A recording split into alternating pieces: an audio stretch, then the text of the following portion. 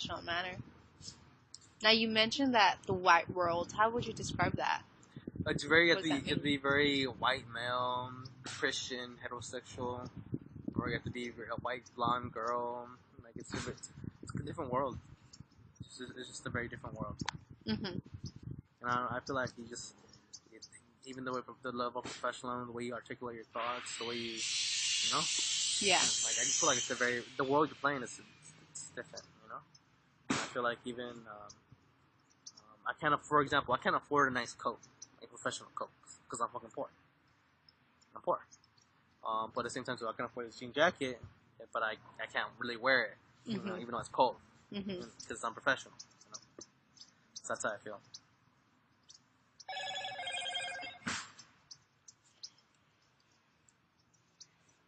You were saying? You feel free to answer that if you need to. No, you're good. Okay. Do you find it difficult negotiating your Latino identity within the academic culture? In the beginning, yes, because I felt like I had to be this persona, I had to learn how to articulate my thoughts. Mm-hmm. And when can I speak Spanish in this area? Do they want me to speak Spanish? Uh-huh. I guess that's how I feel. That's the vibe I got. Like, should I speak Spanish or not? So, like, you felt uncomfortable speaking your own language at school? Yes and no, because I feel like sometimes it is applicable because like the students speak Spanish. Mm-hmm. But I feel like slang is not accepted. Anything with slang, you just have to learn how to speak your mind. Mm-hmm. But in a very professional manner, without cussing and without using any slur words, without saying what's up, saying instead of saying like he looks. What would I say? If a student that is coming here, I'll be like, well, I'm very worried for you. I'm very concerned. Instead of saying like, hey, you're right. Instead of saying like, you okay? Yeah. So it's different. Yeah. So like, I'm very concerned for your well-being. Are you okay? Is there something that you need to get off your chest? Something going on? Saying, oh, what's going on? Well, what's up? I can see your body's gonna look like weird. Are you okay? Like, it's just different. Mm-hmm. And I'm learning to express that. Okay. So it's more about the language you use and how you express yourself. Yeah. That's hard to difficult negotiating. Yeah. Okay. Was there ever a time where you felt that graduate school, and in terms of graduate school, interfered with your own personal value or culture? Not really. I just feel like, to tell you the truth, no. I just feel like, the graduate school didn't align with my work area. Everything there, the theories didn't align. The theories that it talks about, like sometimes, like professional, like I'm never gonna use this. I even told myself, am I ever gonna use this? Only the counseling theories, yes, like person-centered, validating them. Other than that, no. Why not? So you're saying like more of the student development theories didn't really? Nah, because like, when am I gonna use this? I never felt like I was gonna. Like I only heard from the professional workforce. Only 2 people have confirmed that they ever used it. Like, and that was 10 years ago. Mm-hmm. That was when they were creating the program. Mm-hmm. That's about it. That was the only time that is confirmed. Like, when did you ever use this? Only in the beginning, and that was 10 years ago. We were developing the program. That was 10 years ago. That's the only time I feel like I conflicted with the program, because I feel like, why are we learning this and it's not going to be applicable? Do you think it was because you were kind of thinking about it in your way, like that wouldn't work for me? No, I just feel like, why are you teaching me this, knowing full well that that's what's not going to teach us? Mm-hmm. That's how, like, what's expected in the workforce is completely different. Okay. Like, student development theory sometimes not always apply. Like, the theory may not, like, okay, based on the students going through transition, and I feel like he's going through a neutral zone, and he's trying to figure out what he wants. There's, like, maybe he's just hungry. Maybe he's just starving. Maybe he just needs some love. Maybe he just needs someone to really tell him how he feels, like everything's gonna be okay. Yeah. And so, or sometimes it's hard, and I don't like. Sometimes, when your students get jumped, you can't really tell them, hey, here, let me incorporate this theory. I don't have time for that. Yeah, no, that makes sense. Okay. Yeah, I just don't feel like it's gonna be helpful. Like, that's the only time I feel like what they're teaching me, it doesn't really align. Okay. Makes sense. Thank you for explaining that, by the way. Let's see, next question.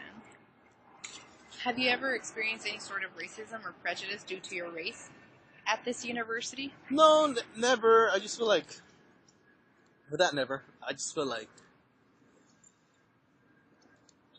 I feel like our school didn't know. I feel like there's a difference between my program and our school. And our school, I feel like when it came out to addressing issues of racism or addressing issues of like, since this, there is anybody can say let's ban racism, but even then, like, we don't know who's a racist. We don't know. We can't really say that. Mm-hmm. So it puts our school in a very, very gray area. So Yeah. So even then, recently, when they brought in this Turning Point conservative right-wing organization, like, why the hell did you bring them? Yeah. It doesn't make sense. But they believe in free speech, so they feel like they should have the right to bring them in. Mm-hmm. You know, so that's the only time I feel like I felt racism, but I feel like it's the only time I feel like the school was weird. You know? Yeah, because then it really aligned to what you. Yeah, their values or they don't reflect values. the mission. Yeah, I get you. So, what practices or strategies do you believe are most effective in resolving this like conflict between family and school? I feel like maybe because graduate school is different, but undergraduate, I feel like we can just introduce your family, try and get them more involved, also to have more.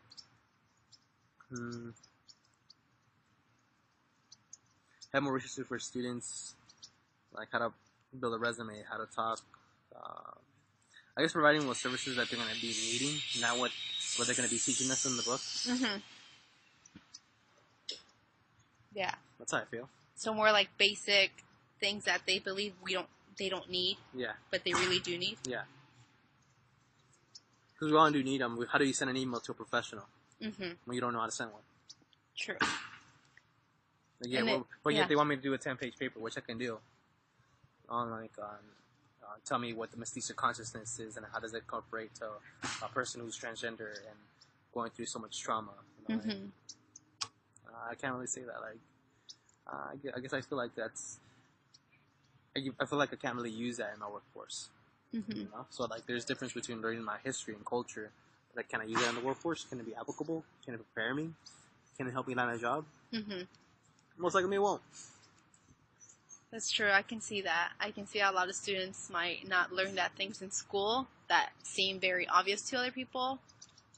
I can see that. Basic life skills. Yeah. So last and final, very brief questions on institution feedback. So, can you identify or describe any customs, beliefs, or practices that might be misinterpreted by established institutions within your community? What was that, please? Yeah, so can you identify and describe any customs, beliefs, or practices that might be misinterpreted by these institutions within your community? Maybe we all value education. It's not really a culture thing. We value education. It's just that we're not given the same opportunity. Like, I feel like the Latino community is given like, oh, they don't value education. That's why they're poor. That's why they don't know any better. That's why they're miseducated people. They're I guess there's a negative connotation between immigrants and Latinos, so it's connected. Yeah. But I feel like there's this idea that they don't really care about education. I think that's not true. I think it is valued, but I feel like it is. I do feel like the institution needs to keep yourself accountable, and if you're gonna give a student this degree, you need to make sure it's applicable for a job. So more practical. Yeah. What advice would you give incoming Latinx graduate students entering this master's degree? Entering any master's degree? Entering a master's or doctorate. I would say find a support group, be with your family, find support friends, find a mentor, find a supervisor or anybody you can be vulnerable with, somebody you could talk to, speak about some ideas. And I feel like a mentor would be very helpful because that's what I learned. Like, oh, what am I wearing is professional or not? You know, am I wearing something's business casual? I need to know, like, somewhere in the middle, you know? So I'm learning, and I feel like that's what I'll probably say. And if you're going through any mental health, like, I would say gladly to just check in with somebody. Check in with somebody that helps you. Don't be afraid to seek counseling. Don't be afraid to ask for help. You know, and don't be afraid to reach out to your faculty member.